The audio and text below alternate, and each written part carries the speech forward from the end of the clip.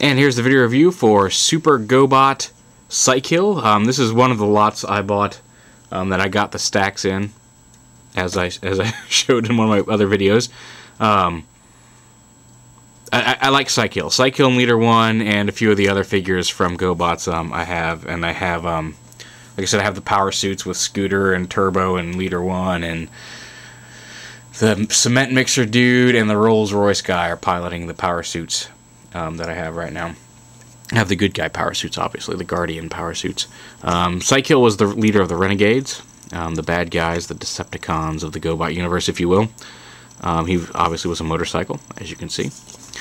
This is the Super GoBot version, so there's a few differences. I mean, his transformation mostly is the same, with the exception of the wheels and the engine block. On the original toy, the wheels were separate pieces that just plugged in between his hands and his feet, and the engine block was a piece that could just come off.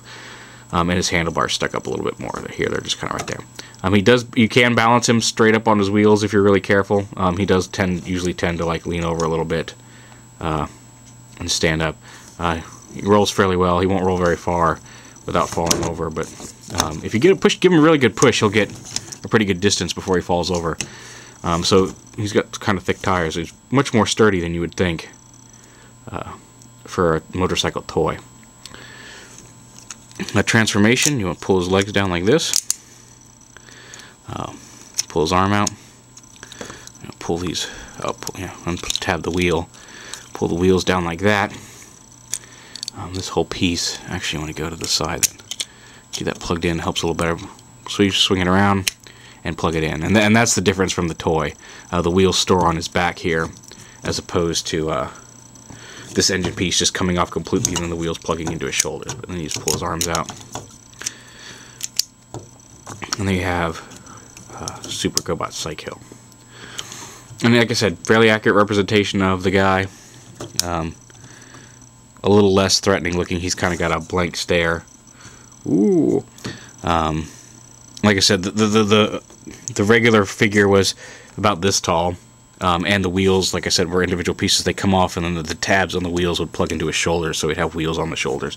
Kind of like Cyclone from Robotech or Mospiata or whatever you want to call it. However you saw it first, if you will. But there you go. I don't really have as much to say to him as about Trax, because he's actually a pretty cool, for a Super GoBot, he's pretty cool, because he was Cycle. You can't lose the wheels like I did on all 4 of the little Cycles I owned as a kid. So he's got that going for him. He's all one piece, so you can't lose it unless you're really, really trying. But yeah, just a little bit of a nostalgia factor.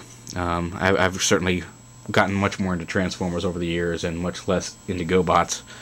But I've still got a few for sentimental and just nostalgic purposes. He was one of them. And he's worth picking up if you find him cheap. He's a pretty decent figure. A lot of metal, almost his entire torso here. All of this is solid die cast. He's pretty heavy. He's heavier than most Transformers nowadays.